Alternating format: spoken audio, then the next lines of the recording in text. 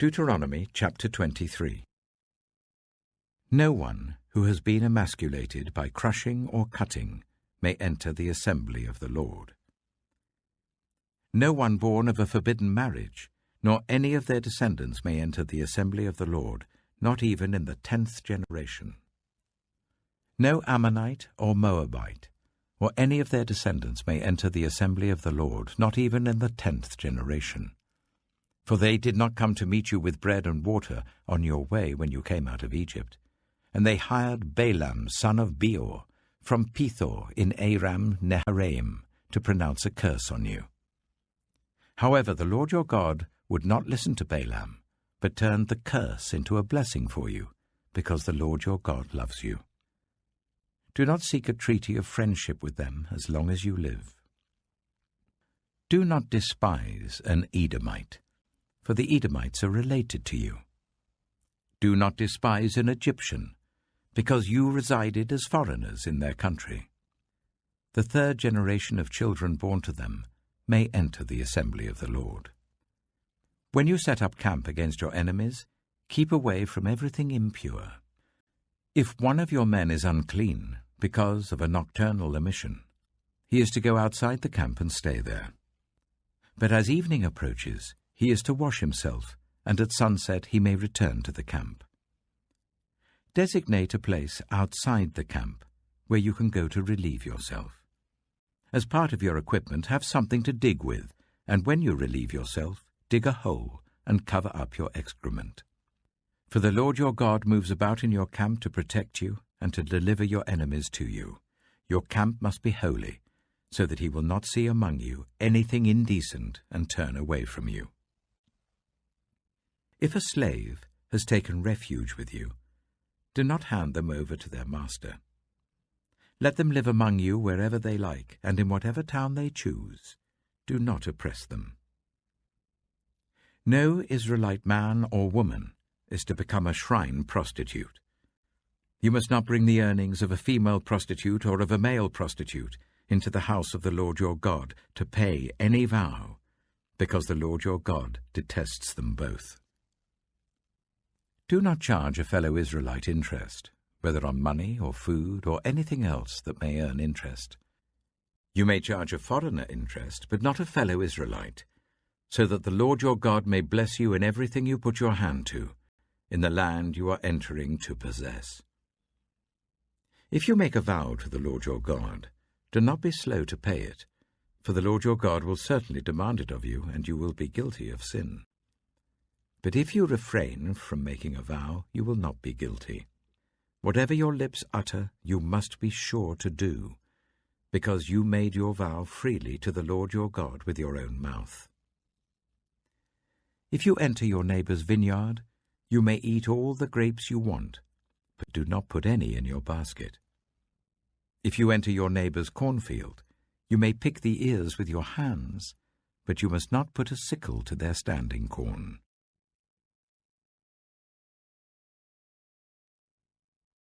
Deuteronomy chapter 24.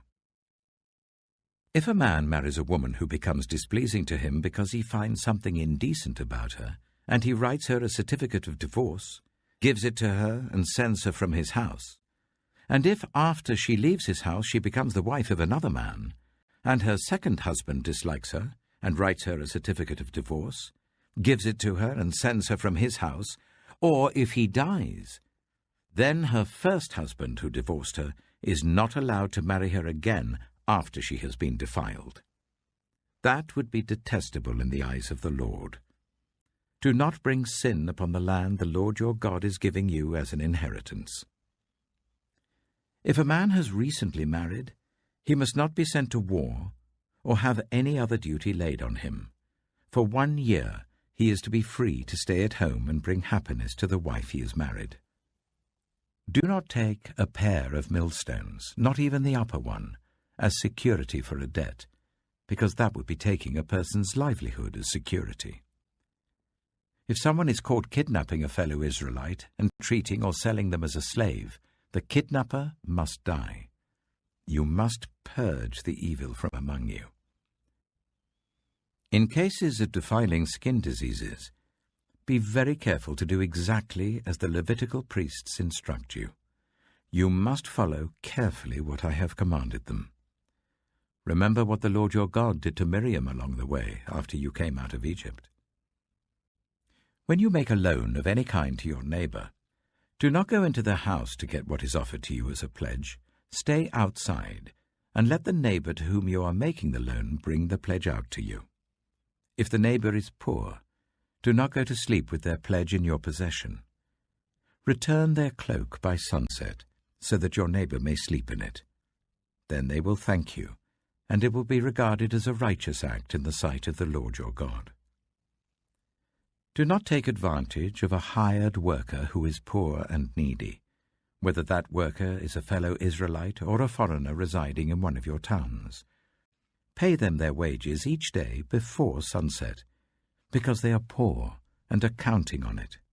Otherwise they may cry to the Lord against you, and you will be guilty of sin. Parents are not to be put to death for their children, nor children put to death for their parents. Each will die for their own sin. Do not deprive the foreigner or the fatherless of justice, or take the cloak of the widow as a pledge. Remember that you were slaves in Egypt, and the Lord your God redeemed you from there. That is why I command you to do this. When you are harvesting in your field and you overlook a sheaf, do not go back to get it. Leave it for the foreigner, the fatherless, and the widow, so that the Lord your God may bless you in all the work of your hands. When you beat the olives from your trees, do not go over the branches a second time. Leave what remains for the foreigner, the fatherless, and the widow. When you harvest the grapes in your vineyard, do not go over the vines again. Leave what remains for the foreigner, the fatherless, and the widow. Remember that you were slaves in Egypt. That is why I command you to do this.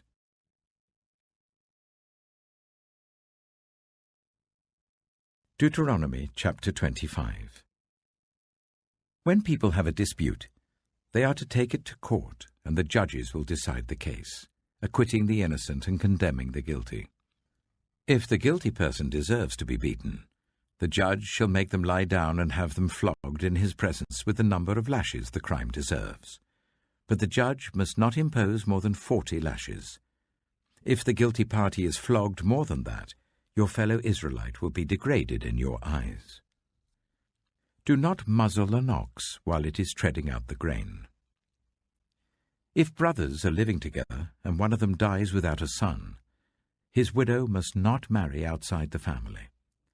Her husband's brother shall take her and marry her and fulfill the duty of a brother-in-law to her.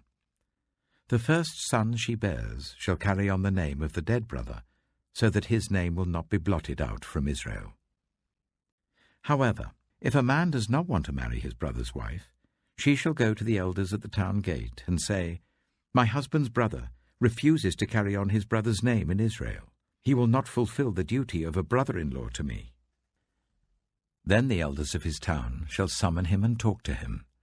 If he persists in saying, "I do not want to marry her," his brother's widow shall go up to him in the presence of the elders, take off one of his sandals, spit in his face, and say, "This is what is done to the man who will not build up his brother's family line."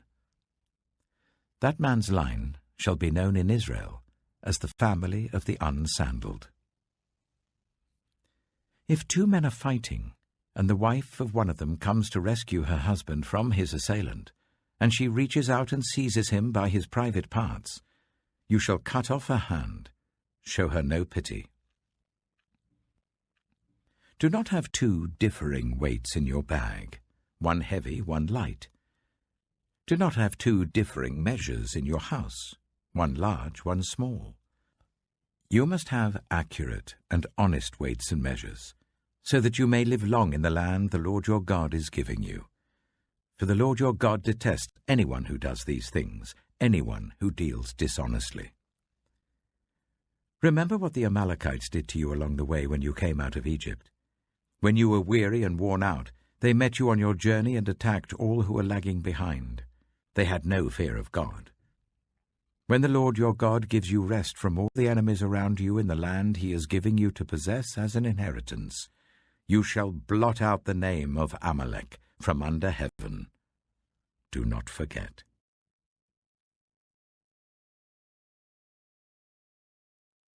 Luke chapter 6. One Sabbath, Jesus was going through the cornfields, and his disciples began to pick some ears of corn, rub them in their hands, and eat the grain. Some of the Pharisees asked, "Why are you doing what is unlawful on the Sabbath?"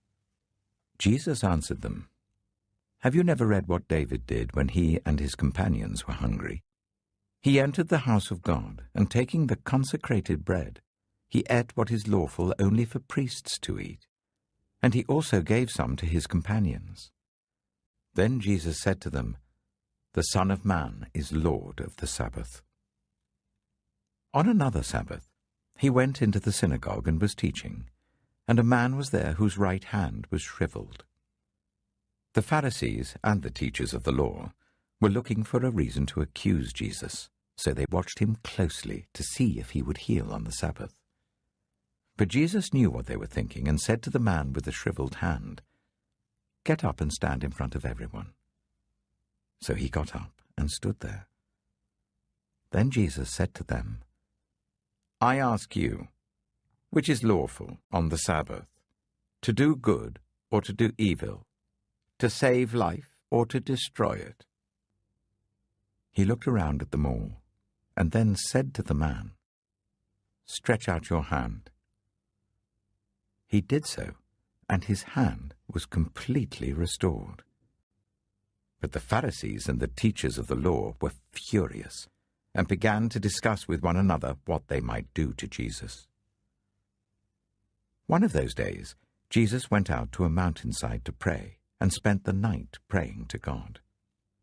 When morning came, he called his disciples to him and chose 12 of them, whom he also designated apostles: Simon, whom he named Peter, his brother Andrew, James, John, Philip, Bartholomew, Matthew, Thomas, James son of Alphaeus, Simon, who was called the Zealot, Judas son of James, and Judas Iscariot, who became a traitor.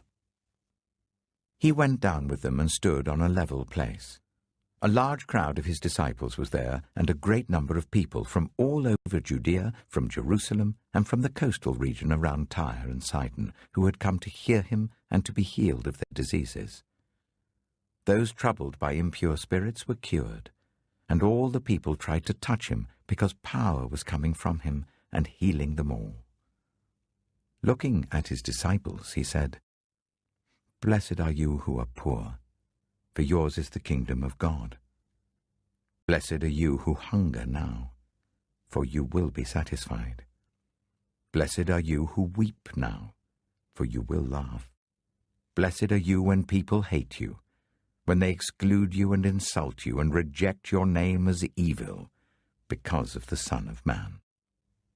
Rejoice in that day and leap for joy, because great is your reward in heaven.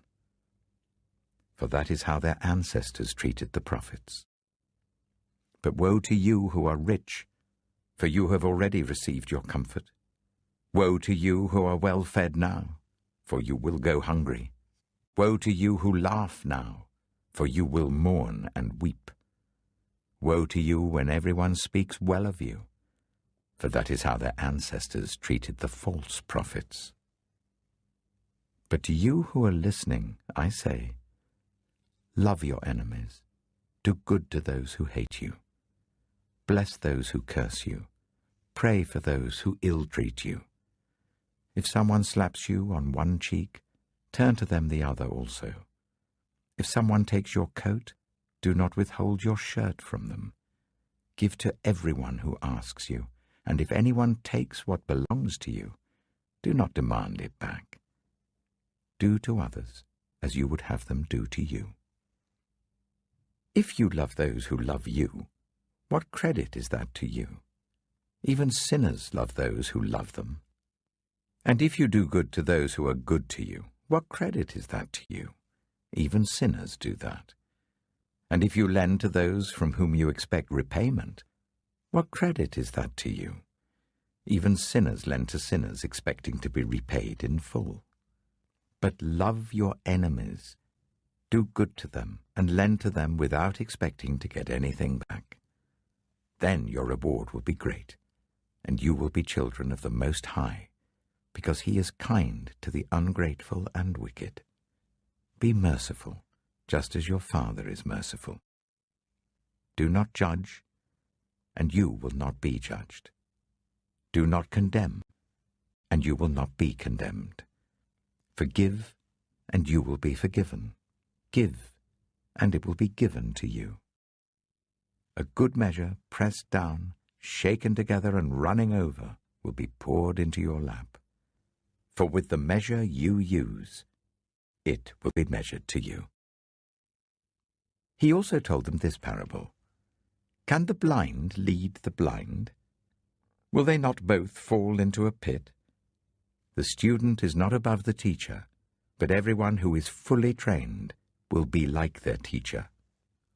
Why do you look at the speck of sawdust in your brother's eye and pay no attention to the plank in your own eye?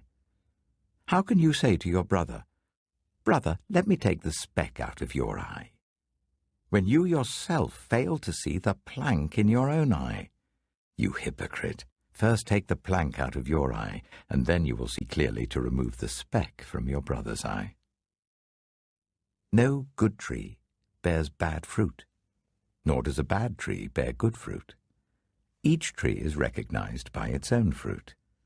People do not pick figs from thorn bushes or grapes from briars. A good man brings good things out of the good stored up in his heart, and an evil man brings evil things out of the evil stored up in his heart. For the mouth speaks what the heart is full of. Why do you call me Lord, Lord, and do not do what I say? As for everyone who comes to me and hears my words and puts them into practice, I will show you what they are like. They are like a man building a house who dug down deep and laid the foundation on rock. When a flood came, the torrent struck that house, but could not shake it, because it was well built. But the one who hears my words and does not put them into practice is like a man who built a house on the ground without a foundation. The moment the torrent struck that house, it collapsed, and its destruction was complete.